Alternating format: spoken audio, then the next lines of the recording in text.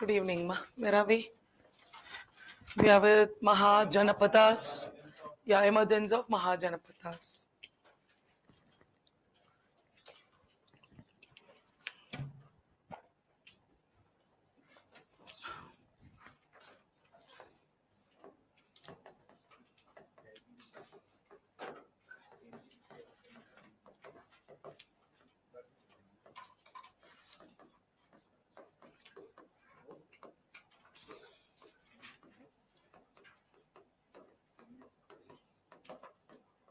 So, by 6th century BC, North India got divided into multiple kingdoms, and these kingdoms were called as Mahajanapadas.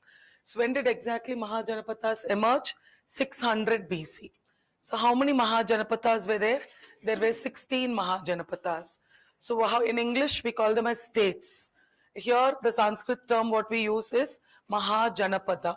So we have to learn the name of those 16 Mahajanapadas. So start writing. First start writing. Number 1. Anga, Asaka, Avanti, Gandhara, Kamboja, Kuru. Start writing.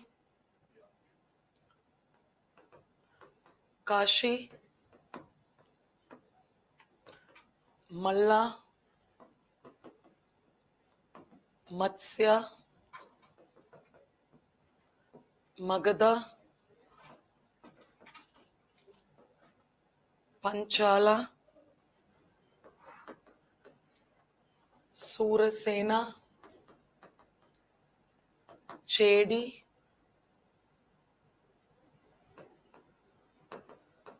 Vajji, Vatsa. Oh, I think I missed the numbers. Yeah. 10, 11, 12, 13, 14, 15, 16. Yeah. Thank you. Thank you.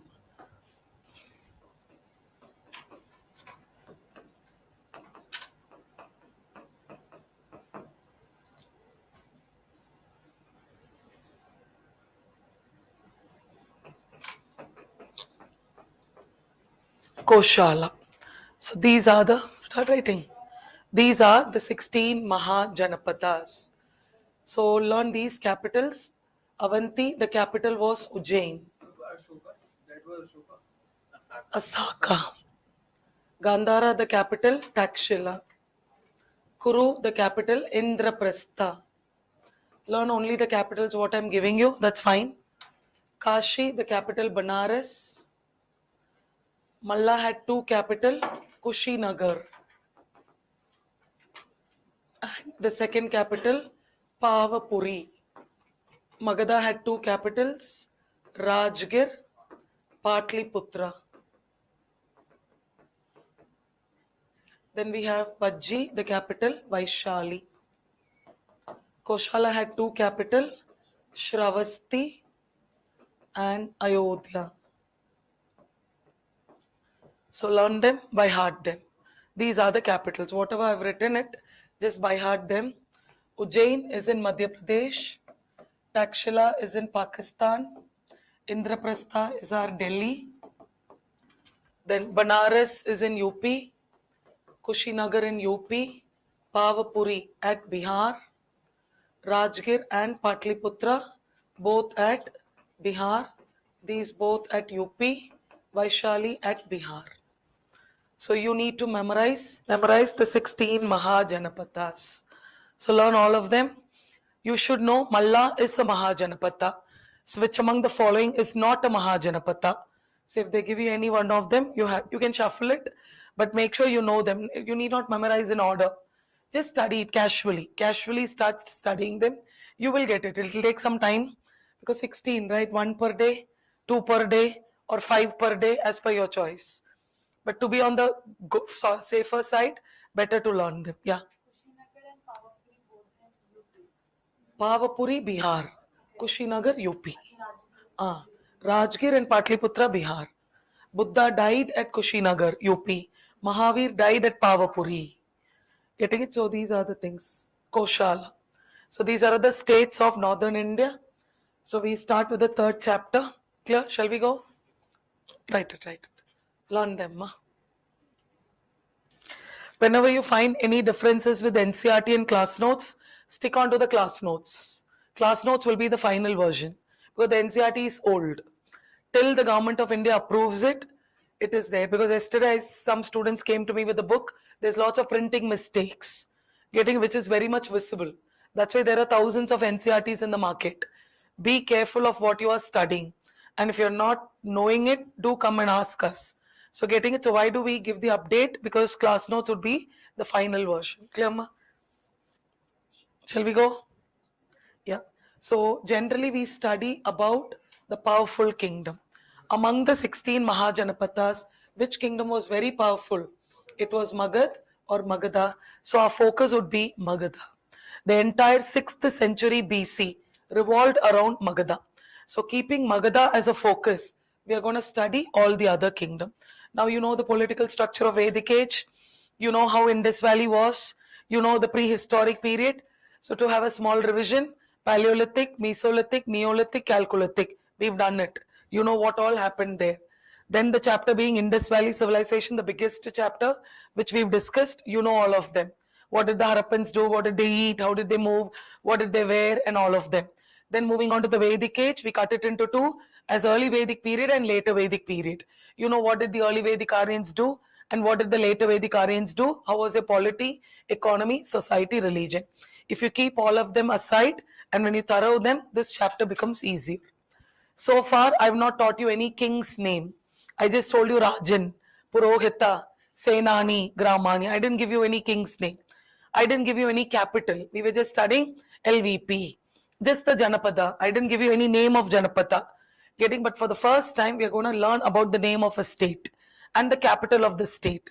And now I'm going to give you the king's name. Because when I discussed the syllabus in the first class, remember, I told you, you should be aware of certain things, which is mandatory. The first thing you should be aware is the capital of the state. Capital of Mughals, capital of Vijayanagar, capital of Pallava, capital of Gupta, capital of Tughlaq dynasty, capital of Chalukya, capital of Rashtrakuta, capital of Magadha. All capitals, number one, you should be thorough. Number two, you should be knowing the court language of the kingdom. What language did Harappan speak? We don't know. What language did EVP and LVP Aryan speak? Sanskrit. Now, chase Sanskrit. Now we are going to come here. Since our focus is Magadha, what was the language of Magadha? So number one, capital. Number two, language. Number three, founder of a kingdom. Who was the founder of Vijayanagar? Founder of Chalukya? Founder of Chera? Founder of Mughal Empire? So you need to know the founders. Hereafter, founders and last ruler are very important. You should know that. Look at the PYQ. There was a prelims question 2 years back. Which among the following were the founders of a kingdom on the banks of river Tungabhadra? Was a PYQ prelims question. So the question was Vijayanagar Empire. If you know Harihara as the option, you get 2 marks. There was one PYQ long back. Which among the following was the last ruler of Tughlaq dynasty? If you know it was Nasruddin Shah or Nasrat Shah, 2 marks is yours. So likewise, first ruler, last ruler, it's mandatory. You have to thorough them. There's no choice, but I'll be giving you all. Remember art and culture topic, I told you language. Now we are going to go in the language. We're going to go with the capital. We're going to go with the founder, the last ruler. Then the fifth one, any importance of any ruler. See, Akbar was never a founder. Akbar was never a last ruler. But Akbar is an important ruler. Ashoka was never a founder. Ashoka was never a last ruler, but an important ruler. Chandragupta Maurya was a founder and important. So are you getting? Some rulers become very important because they're founder. Some rulers become important because they are somewhere in between. So these 5, what I spoke to you now, you should be thorough. So we start from Mahajanapada. I'll end with Mughal Empire. So we are doing North India now. South India, we'll do it later. Once we cut North India, I'll take you to South. So there also we have lots of South Indian kingdom. Chera Chola Pandya, LVP Aryans were trading so far. Getting it? So then we'll be doing the other kingdom. So you have to know now what all we've discussed in our classes, because today is our 10th class. The 9 classes what I was with you, we were in a very different shape. I was teaching you concepts of prostitution, slavery, about marriage. Remember, we were doing that? About iron, about how did they come, how did that, all we were doing that. And it was a very generic part. But now, from the third chapter, we are moving specific. So our classes will be slightly tilting now. Tilting in the sense, pattern will be the same, but we'll be focusing more towards the king, about the ruler, about his expansion, about his policy. That's what I told you. Wait till the 10th class. Remember, we made a deal in class number 1. I made a deal in the 10th class. History should sit with you. You should feel comfortable that, okay, I'm moving on with history. History is easier. So if you feel that, only the topics will keep moving from third chapter till the last chapter, 10th chapter. We are going to go in the same part. So the 10th chapter will be Mughals. So after the 10th chapter, bye. We are done. We have only 10 chapters altogether. 7 in ancient, 3 in medieval. Altogether 10. So getting it, so when we keep moving on like this, it's fine. So the entire, so if it's 600 to 321, what century are we in? 6th century BC. So you know what century now? I made you write. So now we are in the 6th century. So the entire 6th century BC revolved around Mahajanapatha. So generally, you know, so I told you chapter number 1 is Indus Valley. Chapter number 2 is Vedic age. Chapter number 3 is Mahajanapatha. Parallelly, we have Buddhism and Jainism moving on. So I make this chapter as 3A. So what will be 3B? Rise of Buddhism and Jainism. So tomorrow when I start that class, not tomorrow, I think Saturday when I see you again, getting it, we'll be starting with Buddhism and Jainism. When I start that topic, it will be like a philosophy class. Because every year in prelims, you get Buddha and Mahavir. If you look at the PYQ. Buddhism and Jainism, you can never escape. They keep on asking. So you need to know the philosophies of Buddha. Who was Buddha? What was his early life? How did he become a teacher? How did he attain moksha? Where did he wander? What happened to him? Philosophies of Buddhism. So getting those two topics are very important, because without that, you know, if you complete that, half of culture part is over. In your NCERT, you have a big chapter called Society and Varna in the Age of Buddha. In R.S. Sharma, I marked the chapter. So state and Varna in the age of Buddha, which means during Buddha, how did it change? That's a very important chapter. If you understand that, the Society of Mahajanapathas is done. So make it like 3A. Getting it in your heading, you made it written 3A. So 3B will be Rise of Buddhism and Jainism. So shall we go? Our focus is going to be Magadha. So now, learn all the 16 Mahajanapathas. We are focusing on the Magadha kingdom. Where is Magadha? When you look at it geographically, where is Magadha? Bihar, Orissa, Uttar Pradesh, Eastern Uttar Pradesh, Gujarat. My heart broke. Good you didn't say Tamil Nadu. Chhattisgarh, Jharkhand. Okay. So where is Magadha? Where is today's Magadha? I mean, when I say Magadha, it is in today's Bengal, today's Bihar, today's Jharkhand, northern Orissa, a part of UP, a small part of UP, and a small part of Assam. Getting a small part of UP, Assam, and Bangladesh. So imagine how big Magadha is. Getting very big. That's why, you know, Curzon partitioned Bengal, because Magadha is so big. So first, whenever you learn a state, learn the geographical location, where it was. Today's Bengal, West Bengal, today's entire Bihar, today's Jharkhand, a small part of UP, a small part of Assam, a northern part of Orissa, not southern Orissa. Southern Orissa was called Kalinga. Have you heard Kalinga? The Ganjam and Puri district. Kalinga was an independent state. Northern Orissa was a part of Magadha. So this is about Magadha. So the geographical location. What was the capital of Magadha? Initially, Magadha's capital was Rajgir. Later, the capital was Patliputra. So we've learned the capital. Now, what was the court language of Magadha? The court language of Magadha now was Magadhi.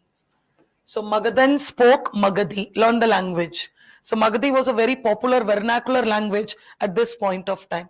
So this was the court language. And when you look at Magadha, what are the two rivers Magadha has got? The famous river Ganges and river Brahmaputra. So can we say that Magadha was so fertile?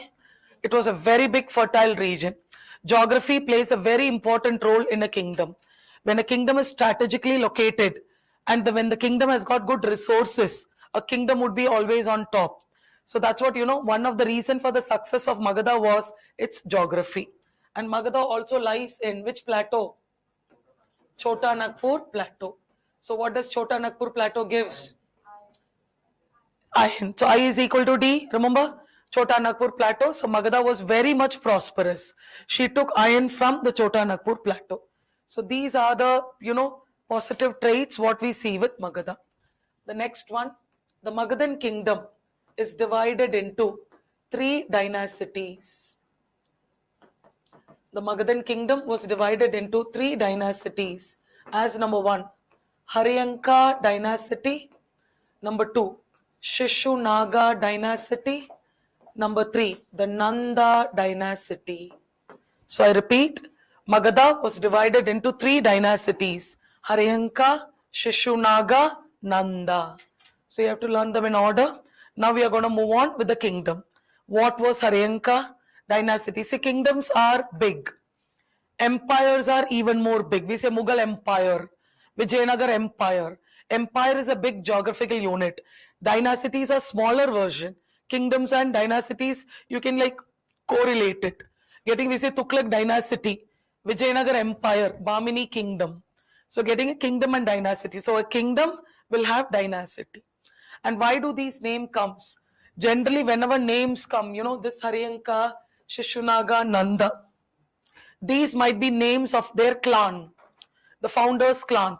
Say for example, I'll give you. There was a ruler called Shri, S-R-I, Shri. He belonged to the Gupta clan. When he founded the dynasty, he named the dynasty as Gupta dynasty, which later became what? Guptan Empire. So he called himself as Shri Gupta, the founder of Guptan dynasty. Again, Babur. If you take Babur, Babur was half Mongol, half Turk. So Mughals were Turco-Mongoloid. Babur wanted to take the maternal side, so he called him as Mughal. So Mughal became Mughal. That became the Mughals. Are you getting it? Kanishka belonged to the Kushan family. So he named the dynasty as Kushan dynasty. So some name with their clan, some name with themselves, with their name, some name with their gotra, some name with their, are you getting it, the family name. So there's no hard and fast rule that all dynasties will be coming in the clan name only. To identify, family names also play a very important role. So clear? So this Magadha is divided into 3 kingdoms. Now we'll move on to the, so what is the overall bracket? Overall bracket would be 600 to 321 BC only. Overall bracket will never change. That will be the same. So clear? Now we are moving on to the next part, the Haryanka dynasty. Start writing. No, because we have look at here. What is the bracket of Mahajanapata? 600. Now we are focusing on what? Magadha. So what bracket will fall? All 16 were contemporaries. We are focusing on only Magadh. And these are the capital because Magadh will now fight with them. Magadh will start attacking. When I say Bimbisara attacked Anga, you should know Anga is a Mahajanapata. If I say Malla, what is Malla? Malla is a special variety of gulab jamun, option A. Number 2, Malla is a carpentry work in Himachal Pradesh. Option 3, Malla is a Mahajanapata. You should know. Maybe I think some people would know Malla. First time when I heard Malla, I was like, Malla? What? We know Ma Malla. We call Narasimhavarman as Ma Malla. Malla means a strong person in Tamil. So when I use my Tamil brain, I'm like Malla, Malla. My mind will go as a wrestler. Getting it? Because Narasimhavarman was called Ma Malla. Have you heard Ma Mallapuram?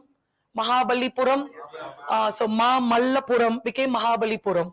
So that Malla means a strong person. So coming from south, first time I hear Malla, I'll be like, okay, strong kingdom, but they were not that strong. Getting to words, they were not that strong. They were very silent, quiet people. You tell war, they'll be like quiet. You just do this, they'll be quiet. They were very simple people. They were non-fighting people. Like in Ramayana, we have a kingdom called Janak. Sita's kingdom, Janak. Sita's father doesn't engage in war. So they were like that kind of a kingdom. So imagine, but in Tamil, Malla means wrestler, strong person. So generally, that's why you need to study. Don't cut it and study. I told you Bali. Bali means tax. But what is the meaning of Bali? Sacrifice. So don't you, we say Mahabalipuram. Then people will ask me, ma'am, Mahabalipuram, did they give Bali? I'm like, come here. Come here, we'll show you what's Mahabalipuram. So never study. Jagannath Puri Temple. First time when I heard Puri Temple in South India, Puri means we thought eating Puri. Honestly. I never knew. In my 12th, after I did my BA history, when our teachers tell the Puri Temple, I thought they would be giving Puri. Honestly. I didn't know. Then later I got to know, okay, Puri Temple. Puri is a place. I thought it was like Chola Puri. I was like, I didn't know. How will I know? Because mind will get cut. You cut with words. Gandhara, Dhara, Boja, nothing. Don't cut. You cut, you'll go mad like me. Thinking all puri is like they serving you puri.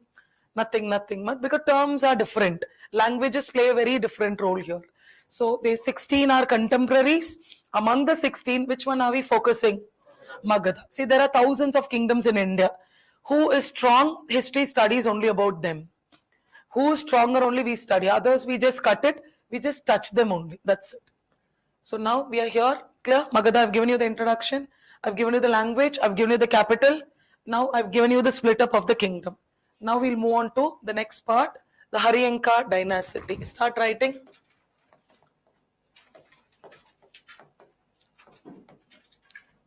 The Haryanka dynasty. Now we go with rulers. Number 1, Brihadrata, or he is also called as Brihadatta. Brihadrata or Brihadatta. There are two spellings. Whichever you want, you can take it, but better study both of them. Who was Brihadrata? He was the founder of the Haryanka dynasty. Founder. So who founded the Haryanka kingdom? Brihadrata or Brihadatta. So getting it, see, in south we study Brihadat. In north the spelling is Brihadrat.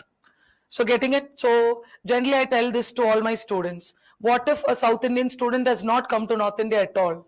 He will be studying only Brihadrat. Are you getting? I give the two things always. Why? Because to be on the safer side. So he was a founder. There's no clear evidence. There's no clear evidence about his rule. We do not know how exactly he ruled. We do not know. But what was his capital? His capital was Rajgir. Rajgir was the capital. And this Rajgir was naturally surrounded by 5 hills. So it was a natural place. 5 hills were surrounding Rajgir. So capital was a strategic capital. If you look at Rajgir, 1, 2, 3, 4, 5. So he made the capital here. Hope you're getting it. It's a natural one. Naturally, some small gaps. 5 hills were like this. So he thought, Brihadrat thought, let me make the capital here so that, see, in ancient time, there was always one thing. Whenever a capital is captured, it's a defeat. When kings are captured, it's a defeat. That's why, you have to fortify your capital. No one should enter your capital and take your capital. Someone takes your capital, it was a defeat. Or if someone kills the king, it's a defeat. That's why kings were protected, capitals were always protected. So that is why he made Rajgir as his capital and made it very strong. See, no one would know where the capital is. If you would have seen the movie Bahubali, look at it, every morning 6 o'clock they open the fort. Evening 6 o'clock they close the fort. Shivaji, sharp 6 the Maratha fort would be opened. Sharp 6 in the evening. Even you miss by 1 second, the fort will be closed. The fort will be open only in the next day. Delhi has got 7 gates. Have you heard? 7 gates are there. Lahori gate, Kashmiri gate, Ajmeri gate. There are 7 gates. They'll close the gate. No one can enter Delhi. Getting it only in the morning they open. Why? Fortified city. So why do we fortify? So that enemy doesn't enter. So for other transactions, people will come and go. But the fort, we say kote, that will kept on be what? Closed. So this is a natural fencing. Which one? Rajgir. So who made that? Brihadrata. There's no clear evidence about him. And just we are studying him just because he was a founder. That's it. He died. We don't have any evidence about him. We are moving on to the second ruler. The second ruler became the greatest ruler called Bimbisara. So Bimbisara becomes the second ruler of Haryanka dynasty. So who was Bimbisara? It is believed and said that he was a son of Brihadrat.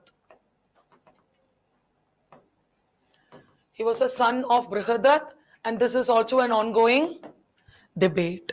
It is also a debate. So Bimbisara, considered to be the greatest Magadhan ruler. He was the greatest ruler, all powerful, very ambitious. He was all powerful, very ambitious, and an expansionist.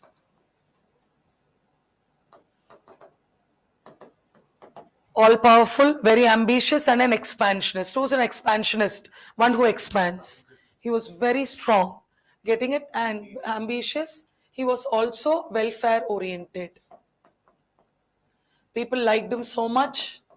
So these are the points. Good things we write about good rulers. So Bimbisara was a very good ruler, greatest Magadha ruler, very powerful, highly ambitious, expansionist, and welfare oriented. Now he fortified Rajgir. He fortified Rajgir, where he built huge wooden walls.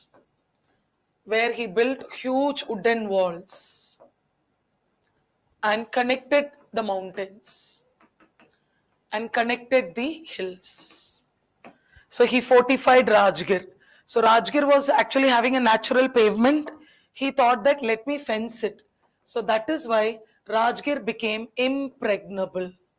So we use these terms in history, impregnable capital. So what is impregnable capitals? You can't break a fort. You can't enter the capital. So the capitals are so strong that a king's first duty is to protect the kingdom. How to protect the kingdom? Make the capital strong. So what did I tell you? Come here. This was Rajgir. So what he did, he started making walls here. Wherever there was a gap, he made huge walls here.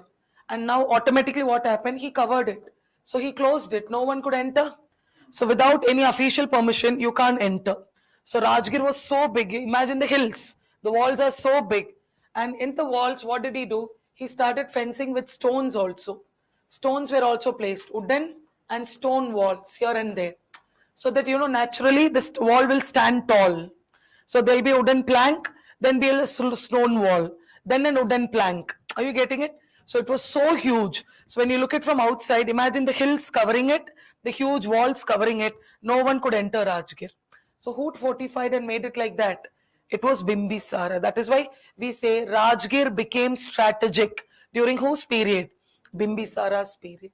This is about Bimbisara.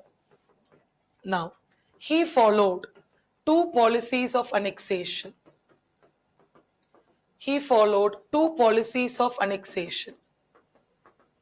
he wanted to annex all the kingdom. So two policies were followed. Policy number 1, matrimonial alliances.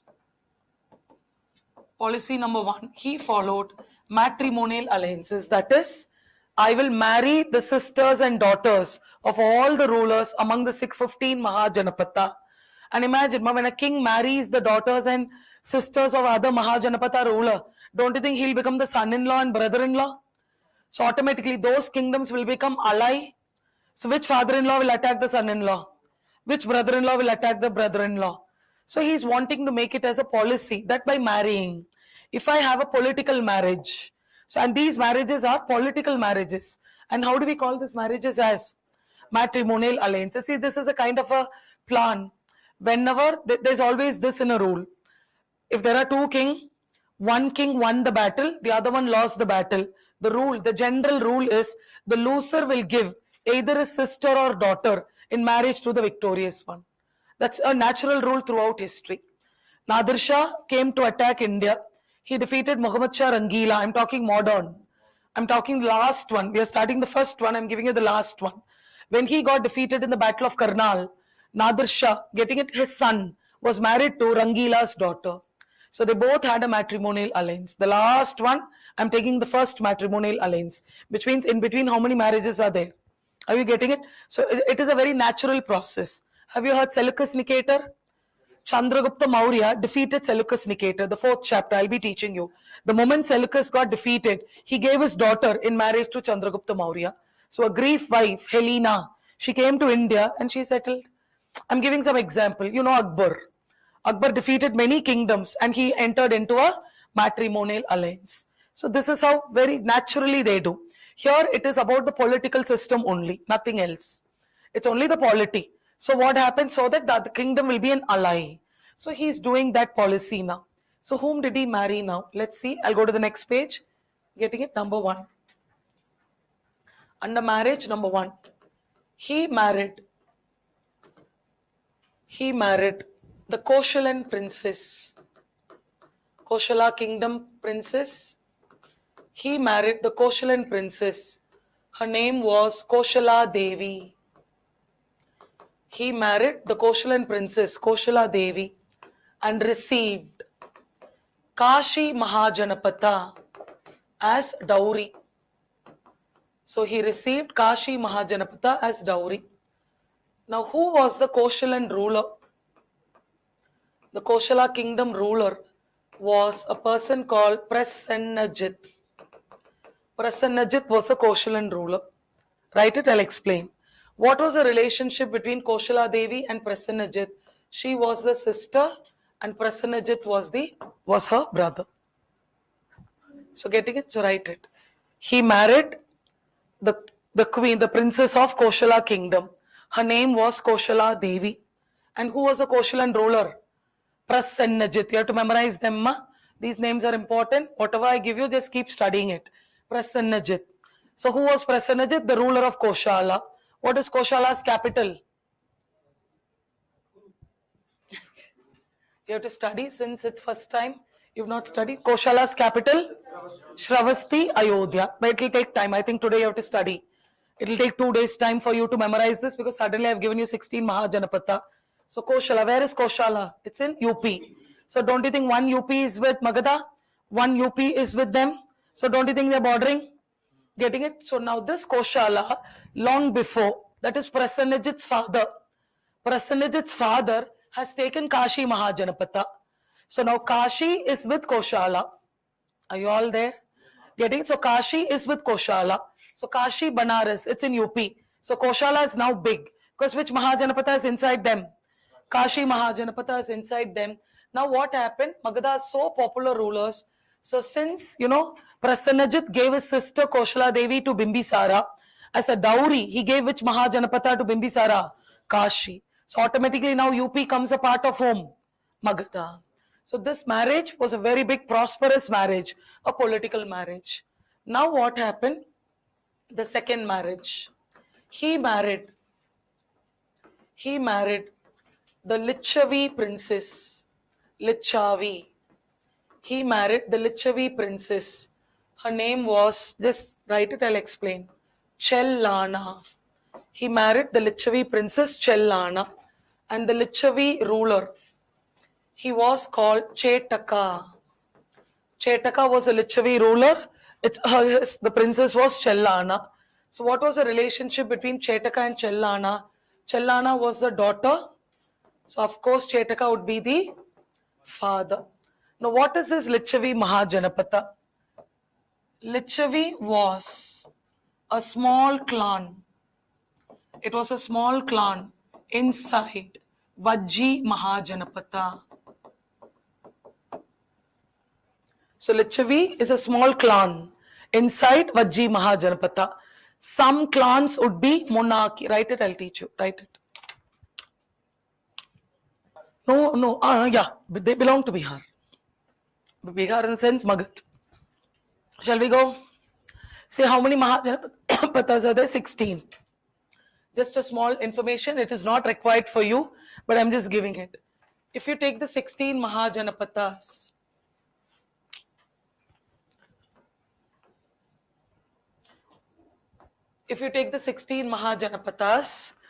some Mahajanapatas were monarchy. They were having king, straight king. Some Mahajanapatas had republican form. Getting it? So what is monarchy? The king was known. He was selected. What is republican form of government? The king would be elected. Elected king is republic. Selected king is monarchy. Are you getting it? So Vajji was a Mahajanapata which had a republican form of government. And whenever there is a republican form of government, let's take Vajji is this. This is Vajji Mahajanapata. Inside Vajji, there's a small clan called Lichavi. Inside Vajji, there's a small clan called Natrika.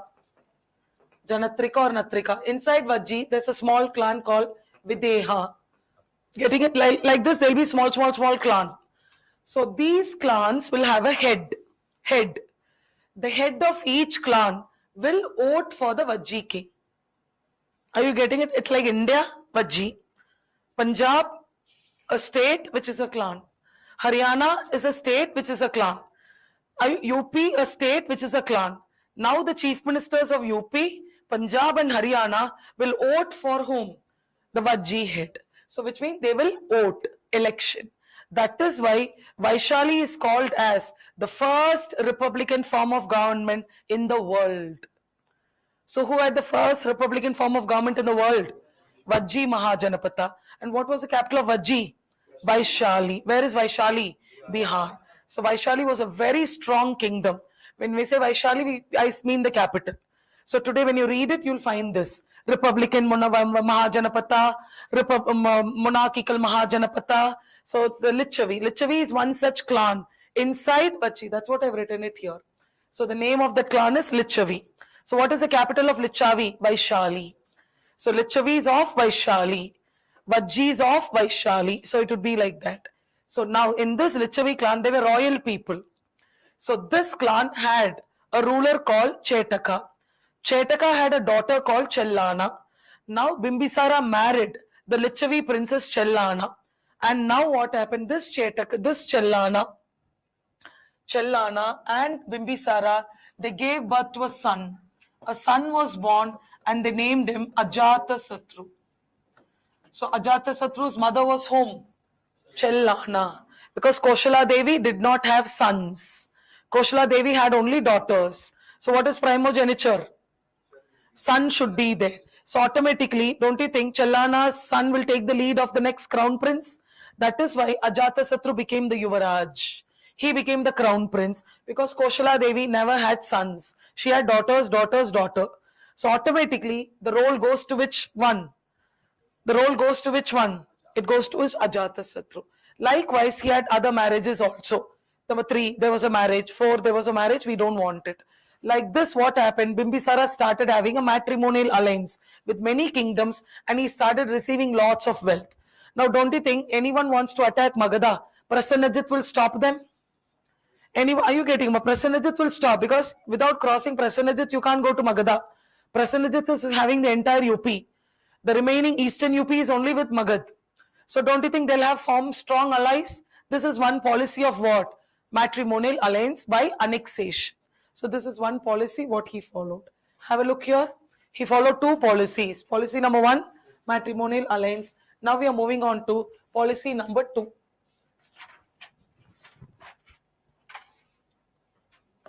Policy number 2, the policy of annexation through wars. The policy of annexation through wars. So now here, he attacked and annexed many kingdoms. Bimbisara attacked and annexed many kingdoms. He just went and thrashed them like anything, Bimbisara, because he had lots of iron weapons with him. River Ganga is with him. So naturally they'll have agricultural surplus. Economy would be so good for them. So he attacked and annexed many kingdoms. The rival kingdom of Magadha. The rival kingdom of Magadha was a kingdom called Avanti. So Avanti was the enemy kingdom of Magadha. And this Avanti had a ruler. The ruler was Chanda Pratyoda. So the Avanti's ruler was Chanda Pratyoda, Pratyodita or Chanda Pratyoda. So I'm giving you Avanti. They were like India and Pakistan. So Avanti wanted to take Magadha. Magadhans wanted to take Avanti. So what is the capital of Avanti? Ujjain. Ujjain is in Madhya Pradesh. So imagine they are in the eastern part. Avanti, it's in the central part, MP. So imagine from Rajgir you have to come to Ujjain. Don't you think the geographical distance? Because all the other Mahajanapatas, Bimbisara has almost taken. Gandhara is in the northernmost part. Gandhara and Bimbisara are friends. Okay, there was a ruler called Pukkasati. We don't want it for GS. It's not there in your books also. So Gandhara and Magadha were friends. They had cordial relationship. So many surrendered to Bimbisara. That's what I've written. Almost all the Mahajanapathas surrendered. So either they were scared, or they had friendly ties, or they had matrimonial alliance. So Bimbisara was so happy. Hey, all are under me. But one kingdom was not showing off. One kingdom was highly resisting. That was Avanti. Now, who was the ruler of Avanti? Chanda Pratyoda. Now, what happened? Bimbisara sent an invitation. See, whenever kings wanted a kingdom, the first thing is they'll send an invitation telling that I want to attack you. So when I receive the invitation, I have to respond, I have to reply. So that is how multiple talks go. Then the final version would be war. That's how it takes. Suddenly no one would attack anyone. In history, as if we are talking as if it started today and as if it ended tomorrow. Nothing like that. So now Bimbisara is writing a letter to Chanda. Chanda, all have surrendered to me. It's better you surrender. Chanda is replying. Bimbisara, you surrender. You surrender to me. So now Bimbisara is saying, how dare you tell me like this? I'm great. I've annexed all of them. If you don't surrender, I will attack you and I will wage a war. Getting it? So immediately Chanda is replying, I am also ready with the war. Getting it? I want you to surrender. It's better you give your sisters or daughters in marriage to me. Getting it? I will marry them. We'll become an ally. Getting it? So Bimbisara got angry. How dare you tell me like this? I'm going to attack you. Chanda replied, I'm waiting.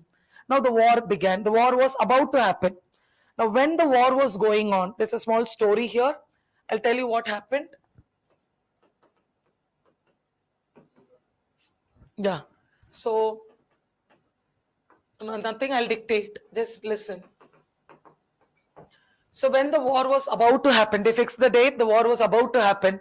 Chanda was infected with jaundice. So he was infected with jaundice. Jaundice. So getting it, when he got to know that he had jaundice, how could a king fight? And jaundice was a killer disease then. People die of jaundice. There were no medicines and all. So immediately Chanda was very much upset that he's got jaundice. How can a ruler who's ill can fight? So immediately Chanda got to know that Bimbisara has got a great doctor, royal physician called Jivaka. So Chanda is writing a letter to Bimbisara telling that, dear Bimbisara, I've got jaundice. So please help me save my life. Then we'll have the battle. So the kind-hearted Bimbisara, he sent home Jivaka, the royal physician Jivaka, to Avanti.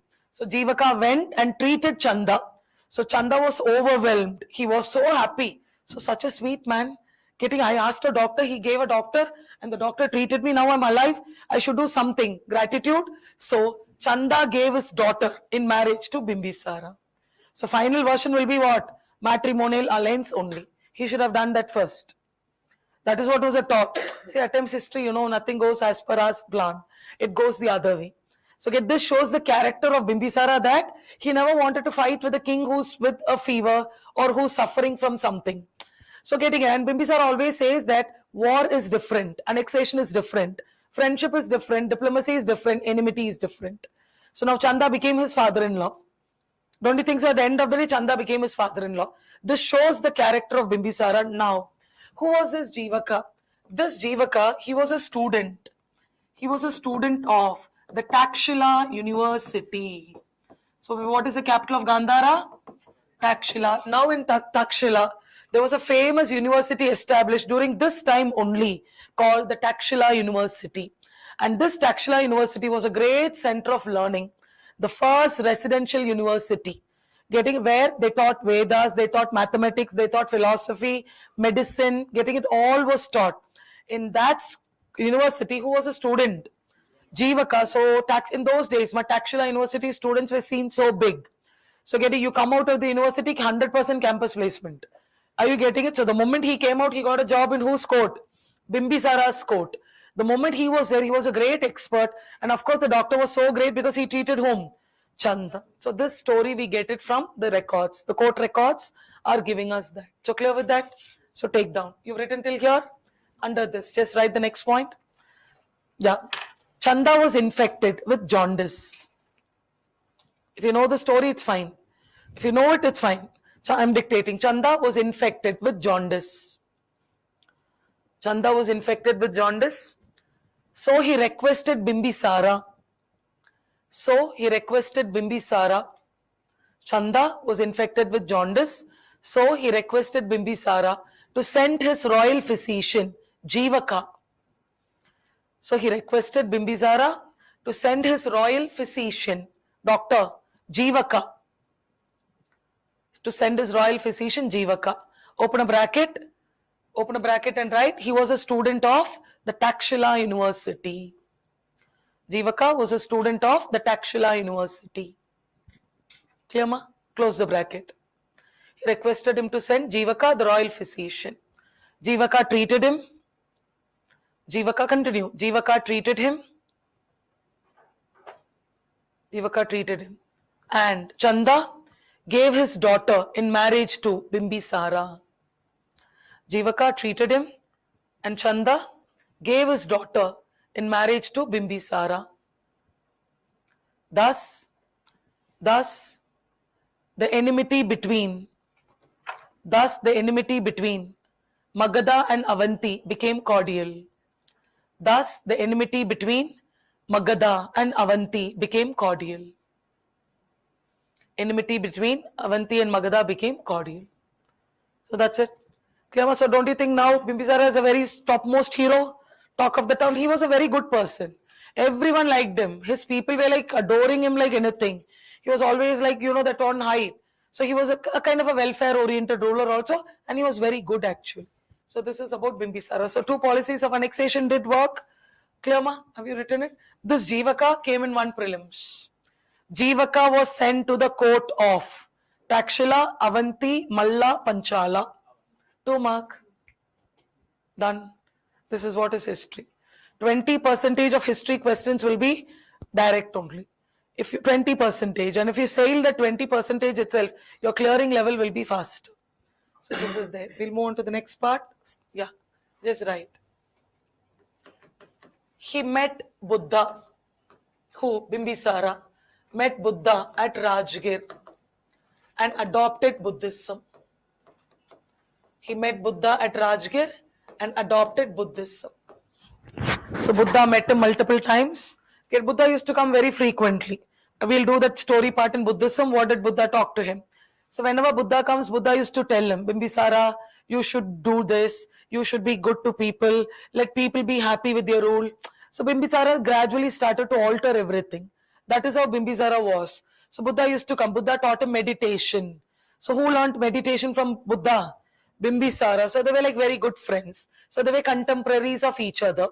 When Buddha met Bimbisara, don't you think Buddha is a contemporary of Prasenajit? Prasenajit. Buddha is also the contemporary of Chetaka. Buddha is also the contemporary of Chanda. Getting it? My contemporary's contemporary will be the contemporary. Simple. So they're all there. I'll tell you the story. Did Buddha meet them and all? We'll do. Now whenever Buddha is frequently coming, a small story to just connect it. One day, Buddha came to Magadha. So Bimbisara is asking Buddha, Buddha, I have a request. Will you do it? Buddha said, yes, Bimbisara, anything for you. Tell me, what do you want? I have a friend who's become my father-in-law now. Getting it? And he is Chanda. So I want you to go to Avanti and teach Buddhism there, because Avanti kingdom is very orthodox. See, Magadha is unorthodox. Magadha is very liberal. In Magadha, Varna, Jati, Gotra and all was flexible. I'll tell you one line. Anyone in Magadha can become a minister. Even a fisherman can become a minister. Fisherman belongs to which Varna? Shudra. They are the lowest one. Even a fisherman, if he is knowledgeable, a fisherman can become a minister at Magadha. Are you getting it? So don't you think people with lower Varna will want to settle at Magadha? Magadha is giving that openness, merit. Your brain is working, come you take up any job. So they're very liberal. Varna doesn't play a very important role in Magadha. Today you will be studying it. Varna did not play a role in Magadha. So when Varna doesn't play a role in Magadha, Brahmanical dominance will not be there in Magadha. So Brahmanas could not dominate because Varna is not dominating. The kings are not allowing Varna system. That is why at times Magadhans were called as non-Aryans. You will get one line today. So don't think Magadhans are South Indians. Magadhans are Aryans only. There was a term given to them. Why? See, there are 2 things to call a person non-Aryan. There are 2 things. So who's a non-Aryan? That's you. There is 2 qualification to tell a person non-Aryan. Qualification number 1, dark-skinned. We all know that. So Magadhans were not dark-skinned. Qualification number 2, anyone who does not follow the Vedic ritual is a Dasyu. Are you getting it? Magadhans did not follow the Vedic ritual. So automatically, Magadhans were called as non-Aryan. They were called as Dasyu. By whom? By the Brahmanas. Because they were not liking. Magadhans were relaxing everything. And when relaxation happens, but don't you think the Orthodox people will not wanting to do it? They're relaxing the caste. They're relaxing everything. A Shudra is a minister. But in Avanti, Avanti is very orthodox. So why I'm telling you this story? So that you're reading and keep this in mind. Whatever stories I tell you factual, keep it in mind. It will help you somewhere. You'll be like, ma'am told me this. I'm able to think it. You'll be able to take your mark. Now what happened? Buddha is saying, can you go to Avanti? Because Avanti is very orthodox. Now Buddha tells Bimbisara, Bimbisara, I promise that now I will come to Koshala. I am going to meet Prasennajit. So now I have to meet him. I told him that I'll come. So when I tell that I'll go and meet, I can't take away my, appointment. So I will go and meet Prasennajit. I'll do one thing. I will send my disciple to Avanti. So Buddha had a disciple called Ananda. Anand. Getting his close disciple was Ananda. So Buddha told Ananda, Ananda, you go to Avanti on my behalf. I will go where? To Koshala to meet Prasennajit. So Ananda went to Avanti, but Chanda got angry. Chanda was like, I called your teacher and your teacher has sent you. Okay, come on, go. Are you getting it? So Chanda got angry. So that is why Avanti did not come under the fold of Buddhism. Are you all getting it? Avanti did not come under the fold of Buddhism. Avanti remained orthodox. It was practicing the Vedic religion. So we use the term Vedic religion only. So then Ananda came back and told Buddha, Buddha, Chanda is not happy with the way I was giving all the lectures there. So maybe they want you to come. So Buddha was silent regarding that. So this stories we get it. So now the question to you is, did Buddha go to Avanti? No. Did Buddha go to Gandhara? Pakistan? No. Buddha's area was only Bihar, UP, that region only, because he's met Prasennajit, Ayodhya, UP, Shravasti, UP, Magadha, Rajgir, Bihar. So Buddha's walking zone was only Bihar, UP, that region only. Beyond that, Buddha did not go anywhere. There was one PYQ. I'll tell you the PYQ now. 2 years, the same PYQ came. I'll read the PYQ. Which among the following states are not associated with Buddhism? Number 1, Gandhara. Number 2, Magadha. Number 3, Koshala. Number 4, Avanti.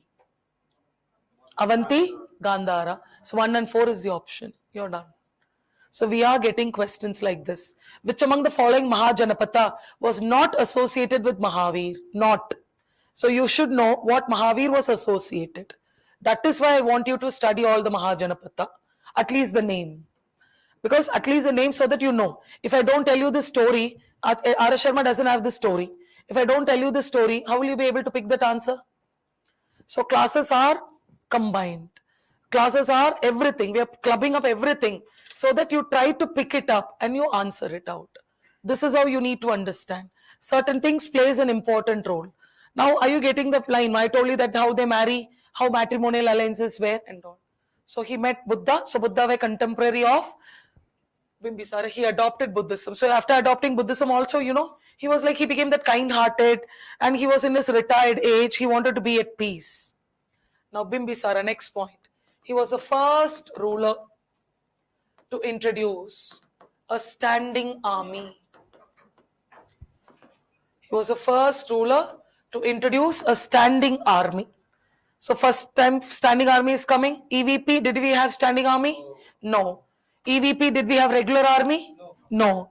LVP, did we have regular army? Yes. LVP, did we have standing army? Standing army, no. Now for the first time. So who's the first Indian ruler to introduce standing army? Bimbisara, because now borders have come. Boundary, Mahajanapata, political demarcation has happened. And he was also the first ruler to introduce elephantry in warfare. The first time elephantry is coming. So elephants were used to fight in a war.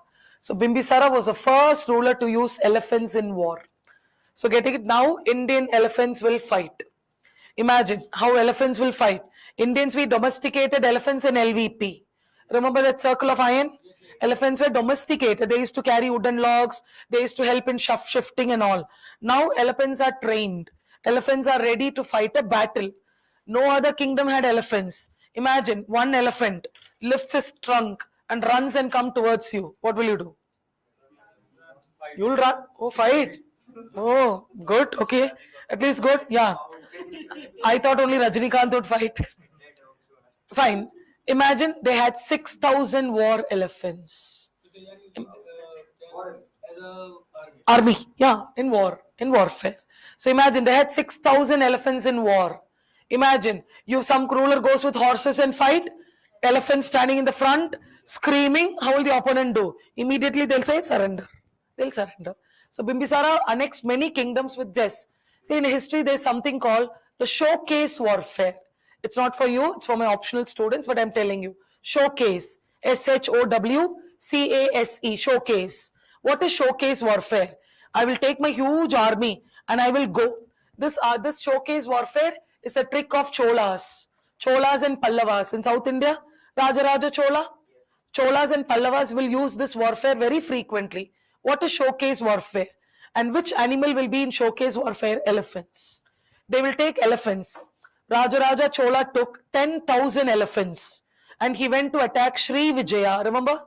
Sri Vijaya is Lower Burma, Thailand. Items of trade I gave you.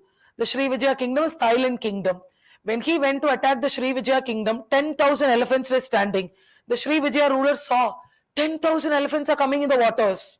It was Thailand, you have to go with water. Immediately he took a white flag and said, Rajaraja Chola, we are like friends, take it. So Rajaraja was like, okay, thank you, we'll make a U-turn, bye, we'll go pay tax. No war, nothing. I'm showing, you got scared, now I'm going back. That's it. So the only energy was going. No fight, no battle, nothing. So Chola army used to ask Rajaraja Chola, what is this Rajaraja? You take us to fight and you're not making us to fight. We are feeling so bored. So Chola army used to complain to Rajaraja, why are you doing this? We are not fighting. So Rajaraja will say, come, let's see, someone will fight with us. But whenever he goes, elephants will be in the front. By seeing that itself, people will stay back. So Mughals also are using this strategy. Later, this is all a strategy. You learn from one, the other one will follow. Where did the Cholas learn from? Pallavas. So are you getting from one, the other one learn, and all of them. Now Magadhans are very good in elephants. So whoever has got elephants, now people would not fight. So this was also their elephantry in warfare. So Bimbisara was such a great ruler. Now, that's it, we are done. He coronated his son, Ajatasattu. He coronated his son, Ajatasattu, as his successor. He coronated his son, Ajatasattu, as his successor. Now, who becomes the third ruler? Ajatasattu. So, Brihadrata, Bimbisara, Ajatasattu. You have to memorize these points. What all we've studied, memorize it. You will get a clarity of how Bimbisara was. Clear, ma?